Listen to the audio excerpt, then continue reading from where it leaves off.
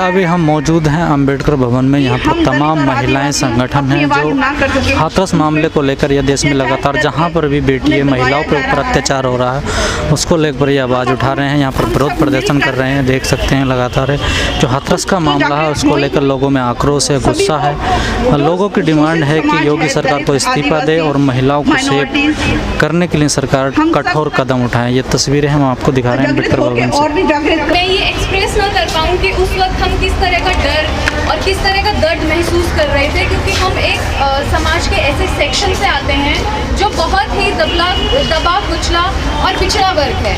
हम सभी को पता है कि दलित महिलाओं की इस वक्त पोजीशन क्या है सोसाइटी के अंदर, और उसके बाद जब इस तरह के रेप केसेस और इस तरह के मर्डर केसेस आते हैं तो हमें डर लगता है। हम ऑलरेडी ही इस सिचुएशन में बहुत डरते हैं, लेकिन इस तरह की चीज़ें हमें और डराती हैं। हम डरते हैं बाहर निकलने के लिए, हम डरते हैं अपनी बात रखने के लिए, हम डरते हैं न्याय मांगने के लिए। अगर हम न्याय मांगेंगे तो हमारे ऊपर कोई केस लगा के हमें जेल में डाल दिया जाएगा। अगर हम अपनी बात ना रखें तो हमारी बात कौन रखेगा? अगर दलित महिलाएं अपनी बात नहीं बोल पाएंगी तो क्या हम किससे उम्मीद कर सकते हैं?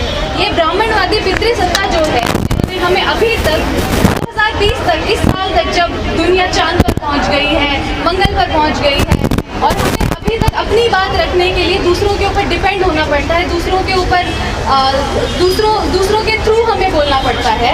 तो ऐसी सिचुएशन में अब मुझे लगता है कि हम जब यहाँ तक पहुँच चुके हैं तो इसके पीछे जाने का कोई रास्ता नहीं है। मुझे लगता है कि इस बार दलित महिलाओं को सब चीज़ अपने हाथ में लेनी होगी और ये लड़ाई अपने बलबूते लड़नी होगी। मुझे ये लगता है कि इसके बाद कोई भी मनीषा, कोई भी और दलित औरत किसी भी तरीके से प्रताड़ित नहीं होनी चाहिए।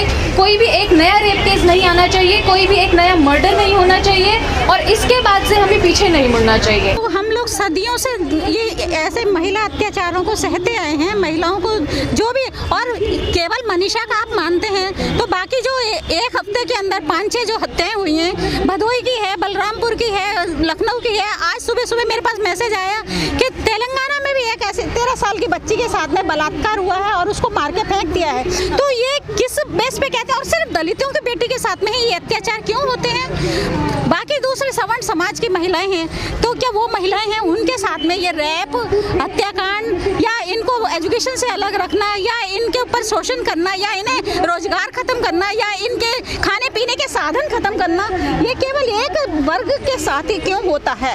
तो हमारी लड़ाई अपने अधिकारों के लिए है, हमारी लड़ाई अपने जो बाबा साहब ने संविधान बनाया है उसके लिए है। हमें संविधान बचाना है। जब तक महिलाओं को समान अधिकार नहीं मिलेंगे, महिलाओं को न्याय नहीं मिलेगा, क्योंकि देश की आधी आबादी महिलाओं की है, और महिलाओं को सबसे पहले परिवार में महिलाएं 3 तरह से शोषित होती हैं। परिवार में भी उनको दबा के रखा जाता है, दूसरे समाज में उन्हें दबा के रखा जाता है, राजनीतिक में उन्हें दबा के रखा जाता है। तो महिलाएं कैसे निकल के आएंगी? उन्हें पढ़ने के अवसर बाद में दिए जाते हैं। तो महिलाओं को जब तक अपने अधिकार नहीं मिलेंगे, क्योंकि महिलाओं ने इतिहास भी रचा है, सावित्रीबाई फुले हमारे सामने उदाहरण है, झलकारी बाई हमारे सामने उदाहरण है, तो हमें वो अवसर क्यों नहीं मिलता है? महिलाओं को अवसर नहीं मिलता है, इसलिए महिलाएं पीछे रह जाती हैं। तो मनीषा के केस में भी यही है कि भाई समाज, वो अच्छी एजुकेटेड पढ़ने वाली लड़की थी, वो टॉप कर रही थी अपने स्कूल में, क्लास में, तो उसको दबाने के लिए, उसको रोकने के लिए,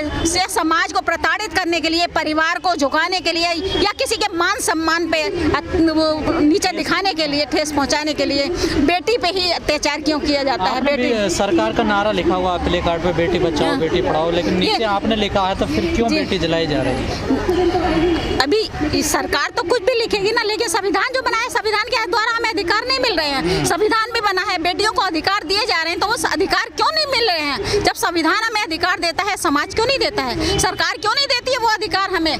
बेटियों को समानता क्यों नहीं देती है? संसाधनों में बराबर का हक क्यों नहीं मिलता है बेटियों को? तो हमें अधिकार लेने हैं, अपने समाज से लेने हैं, परिवार से लेने हैं, सरकार से लेने हैं। हमें बाबा साहब के संविधान को बचाना है, जो हमें समानता का अधिकार दिलाता है। जब तक बेटियां आगे नहीं बढ़ेंगी, अपने अधिकारों को आगे नहीं लेंगी, आके नहीं, वह अपने समानता नहीं पा सकती हैं, क्योंकि तो बेटियों को लगता है कि अभी महिलाएं, बेटी सुरक्षित नहीं है इस देश में? बेटियां सुरक्षित होती हैं तो ये अत्याचार नहीं होता। बेटियां सुरक्षित नहीं हैं तो ही ये अत्याचार हो रहे हैं, बलात्कार हो रहे हैं। समाज को दबाने के लिए, परिवार को दबाने के लिए, उनका सम्मान, मोरल डाउन करने के लिए बेटियों के साथ में अत्याचार किया जाता है। क्योंकि जो आपने देखा था खैरलाल जी कांड, वो क्यों हुआ था? सुलेखा के और सुलेखा के पूरे परिवार को खत्म कर दिया था, क्योंकि वो भी पढ़ने वाली बेटी थी। उसके साथ में पूरे समाज का मोरल डाउन करने के लिए, समाज के वो करने के लिए ये बेटियों को ही हथियार बनाया जाता है। हर तरह से बेटियों को शोषित किया जाता है। बेटियां तो अभियान चला रही है, बेटी पढ़ाओ बेटी बचाओ। अभियान सिर्फ एक ये कागजी मुद्दे पे है। आपने देखा एजुकेशन पे बेटी पढ़ाओ, कितना बेटियों को पढ़ाया जा रहा है। जब सरकार ने शिक्षा का निजीकरण कर दिया है तो बेटियों को शिक्षा में पीछे रखा जाता है। निजीकरण होने के बाद में शिक्षा इतनी महंगी हो गई है कि सरकारी स्कूलों में सिर्फ एक कटोरा हाथ में, खिचड़ी के लिए कटोरा हाथ में दे के नहीं है, जो मिड डे मील बनाया है वो कटोरा हाथ में दे के नहीं है, पकड़ा दिया है गरीब बच्चों के लिए कि भाई आप ये लो और इस लाइन में लगे रहो और तुम्हें कोई पढ़ने का अधिकार नहीं है। तुम्हें कोई सिर्फ एक नारा लिखने से या वो करने से ये सरकार ने दिया है। लेकिन सरकार आपने कहा कि अभी दलित होने के नाते दलित लड़की, दलित महिलाओं के ऊपर ज़्यादा अत्याचार हो रहा है, लेकिन लोग तो कह रहे हैं कि देश से जातिवाद तो खत्म हो गया।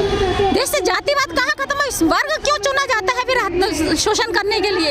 एक 15% जो वर्ग है वो ही सत्ता पे क्यों बैठा हुआ है?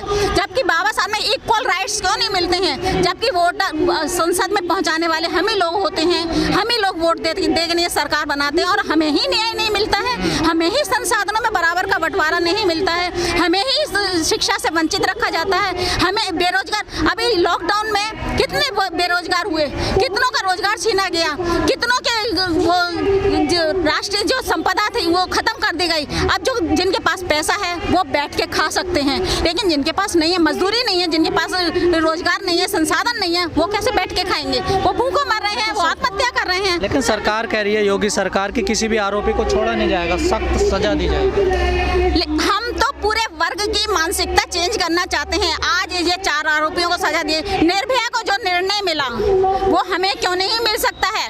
एक निर्भया क्योंकि वो सवर्ण थी इसलिए, दलितों को वो न्याय क्यों नहीं मिलता है जो हमें जो पूरे वर्ग को मिलना चाहिए? क्योंकि दलितों के साथ में और दलितों की बेटी को ही क्यों शिकार बनाया जाता है? बाकी और सवर्ण की भी तो बेटियां हैं, 15% सवर्ण है जो सत्ता पर राज कर रहे हैं। हमारी बेटियों को क्यों निशान? क्योंकि वो कमजोर हैं, क्योंकि वो सामाजिक रूप से कमजोर हैं, क्योंकि वो आर्थिक रूप से कमजोर हैं, क्योंकि वो राजनीतिक रूप से कमजोर हैं, इसलिए उनकी बेटियों को शिकार बनाया जाता है। जब तक हम साधन संपन्न नहीं हो जाते हैं, हम एजुकेट नहीं हो जाते हैं, हम सबल नहीं हो जाते हैं, हम अपनी हिस्सेदारी बराबर नहीं लेते हैं संसाधनों में, हमें न्याय नहीं मिलेगा। हम संघर्ष करते रहेंगे न्याय के लिए। हमें अधिकार में जिस मनुवाद में महिलाओं को इतना निकृष्ट समझा जाता है, क्या महिलाओं को इसके खिलाफ आवाज नहीं उठानी चाहिए? उस सिस्टम को बदलना नहीं चाहिए?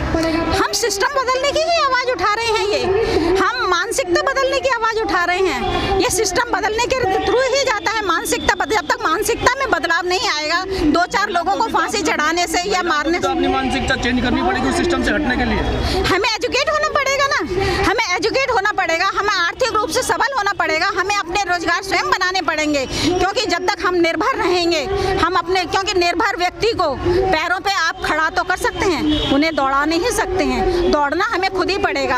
हमें संगठित, बाबा साहब ने हमें 3 मंत्र दिए थे, शिक्षित बनो, संगठित रहो और संघर्ष करो। हमें शिक्षा लेनी पड़ेगी और निजीकरण के द्वारा शिक्षा हमसे कोसों दूर चली गई है। हम संगठित भी नहीं हो पाते क्योंकि 6,500 जातियों में हमें बांट दिया है। हम उन वर्गों में बट के ही अपने रोजी बेटी का संबंध नहीं कर पाते हैं, तो हमें संगठित होना पड़ेगा।